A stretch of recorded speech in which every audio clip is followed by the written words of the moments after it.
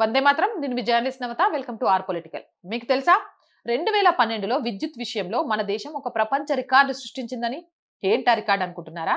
2012 July 30, 31 తేదీల్లో, ముఖ్యంగా July 31వ తేదీ నాడు సుమారు 62 కోట్ల భారతీయులు చాలా గంటల పాటు కరెంటు లేకుండా గడిపారు. ఒకే రోజు అంతమంది ప్రజలు బ్లాక్అవుట్ లో ఉండడం ఒక ప్రపంచ రికార్డ్. అసలు ఏం జరిగింది అనుకుంటున్నారా?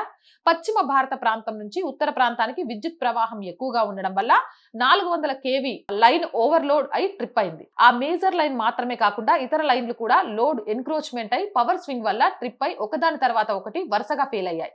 ఉత్తర పశ్చిమ రాష్ట్రాల మధ్య ట్రాన్స్మిషన్ లైన్స్ లో రెండే పనిచేస్తూ ఉండడంతో లోడ్ పెరిగింది. రాష్ట్రాలు నిర్దేశించిన విద్యుత్ కంటే ఎక్కువ వినియోగించడం వల్ల లోడ్ పెరిగింది.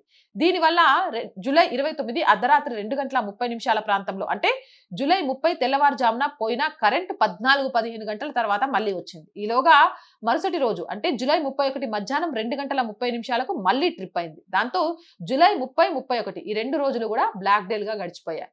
ఉత్తర, తూర్పు మరియు ఈశాన్య కలిపి 22 రాష్ట్రాల్లో సుమారు 62 కోట్ల మంది ప్రజలు కనీసం 5 గంటల నుంచి ఒక రోజు వరకు కరెంటు లేదు. 300కు పైగా ట్రైన్స్ మార్గ మధ్యలో గంటల పాటు నిలిచిపోయాయి. ఢిల్లీ మెట్రో రైల్స్ 2 స్టేషన్ల మధ్య ఆకస్మికంగా ఆగిపోవడంతో ప్రయాణికులను సురక్షితంగా తీసుకురావడానికి జాతీయ విపత్తుల సంస్థ సభ్యులు రంగంలోకి దిగారు. ముఖ్యమైన నగరాల్లో ట్రాఫిక్ సిగ్నల్స్ పనిచేయక గందరగోళం ఏర్పడింది. వాటర్ పంపింగ్ స్టేషన్లు పనిచేయక ప్రజలకు నీరు అందలేదు. ట్రాలీలు ఆగిపోయి బొగ్గు గనుల్లో కార్మికులు చిక్కుకుపోయారు. ఇక చిన్న పరిశ్రమలు, వ్యాపారుల సంగతి చెప్పవసరం లేదు. అంటే కరెంటుతో ఉన్న ప్రతి విభాగం తీవ్ర ఇబ్బందులు ఎదుర్కొంది. కొన్ని వందల కోట్ల నష్టం జరిగింది. మన్మోహన్ అదృష్టం ఏంటంటే అప్పట్లో సోషల్ మీడియా ఇంతలా లేదు. అందువల్ల ప్రభుత్వం మీద అంత ఒత్తిడి లేదు.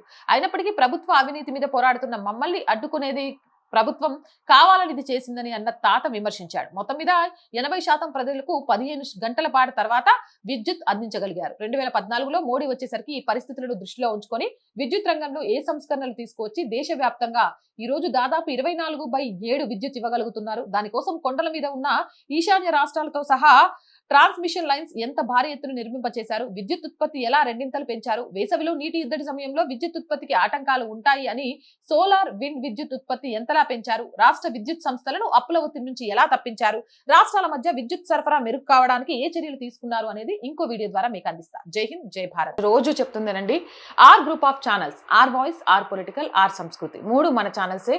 So please subscribe our channels. Content బాగుంది అనిపిస్తే లైక్ చేయండి, షేర్ చేయండి. ఆర్థికంగా ఆర్ వాయిస్ కి మీ చేయూత చాలా అవసరం. ఆర్థికంగా సపోర్ట్ చేయాలి అంటే సబ్స్క్రిప్షన్ పక్కనే జాయిన్ అనే బటన్ ఉంది. 1 to 5 లెవెల్స్ ఉన్నాయి. ఏదో ఒక లెవెల్లో సపోర్ట్ చేయండి.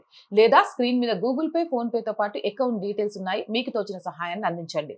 వ్యాపార ప్రకటనల కోసం 8328500576 నెంబర్ని సంప్రదించండి. జై హింద్, జై భారత్.